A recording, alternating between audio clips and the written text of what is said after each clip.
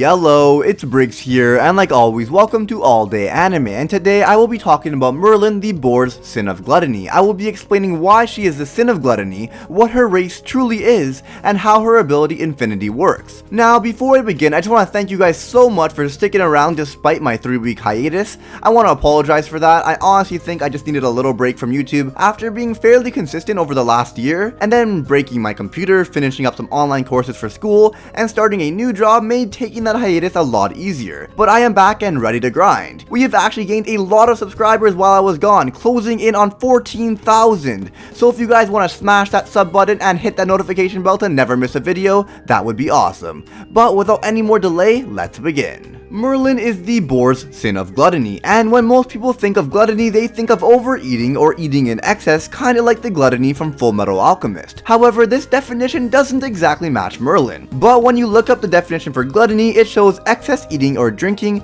as well as greedy or excessive indulgence. So one can be considered a glutton if they overindulge themselves or do anything to an extreme excess. Now, Merlin, unlike the other sins, hasn't openly committed a sin that shows why she was labeled the sin of gluttony. But I think we can safely say that she was labeled the sin of gluttony because of her overindulgence and need for information and knowledge, whether that be learning about magical items or spells, and even about the world. She often refers to people as guinea pigs, and she is constantly experimenting trying to learn. Now, this isn't completely confirmed, but maybe she was given her sin because she experimented on people or something along those lines. She actually does have a sweet tooth, as the advice corner for chapter 117 notes that Merlin has the biggest sweet tooth among the 7 deadly sins, being dependent on sweets when she is in deep thought. I personally don't think that that's enough to make her a glutton for food, as she really hasn't shown many signs of her eating in excess, though I think it would be funny if her sin was given to her for turning people into chocolate and then eating them, as she has joked about that in the manga. But anyway, I believe we could safely confirm that she is the sin of gluttony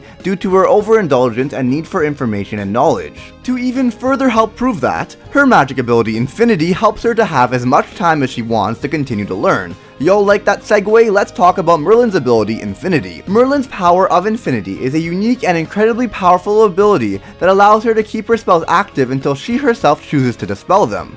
No matter how powerful the spell, Merlin only needs to cast it once for her power to take effect. It is extremely versatile and can be used in numerous ways to make her spells everlasting, including freezing others in ice eternally, causing flames to burn endlessly, or even stopping her own time, preventing her from aging. And to go back to her sin gluttony, this ability allows her to live and continue to gain information, experiment, and learn for all of eternity. It also allows her to escape the effects of powers which alter her time or her age. Its effects are so outside the norm of most magic that it's been called unfair, and Merlin accused of cheating for possessing it. Too OP, must nerf. And finally, let's talk about Merlin's race, and I had to add this part into the video just because of how much confusion and misinformation seems to be spreading through the community. But Merlin's race is still unconfirmed. A lot of people say that she's a demon or a goddess, which is incredibly possible. However, the only thing that we really know is that she isn't a human, as humans can't pronounce her name, insinuating that she is of a different race.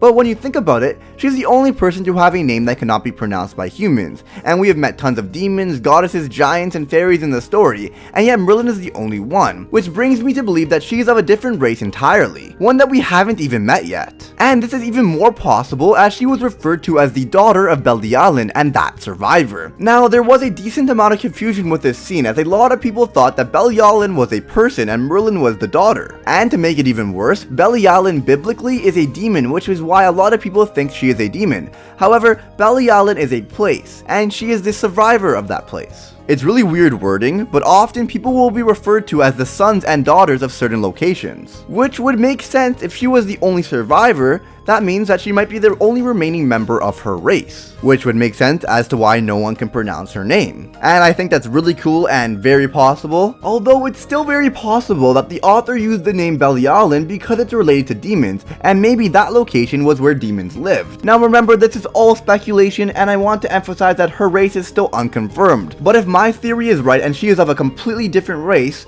What do you think she is? I'm thinking a race of witches and wizards, and she's the only survivor, and that's why she is the strongest mage in Britannia. But anyway, to summarize, Merlin's race is unconfirmed. She possesses the ability Infinity, which allows her to make certain spells infinite, and she is the Sin of Gluttony, as she is a glutton for information. And that is the end of this video. Be sure to smash that like button, subscribe if you haven't already, hit that notification bell to never miss a video, and my Twitter link is down below. I will most likely be making more videos similar to this for other members of the 7 Deadly Sins. And just like that, I will see you guys all next time, dudes. Shinpaku.